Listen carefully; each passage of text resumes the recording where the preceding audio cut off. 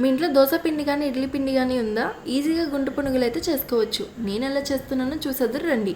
మా ఇంట్లో దోశ బ్యాటర్ ఉంది. అందులో నేను కట్ చేసి పెట్టుకున్న ఆనియన్స్, కొత్తిమీర, కరివేపాకు, పచ్చిమిర్చి వేసుకుని బాగా మిక్స్ చేసుకుని పక్కన పెట్టుకున్నాను.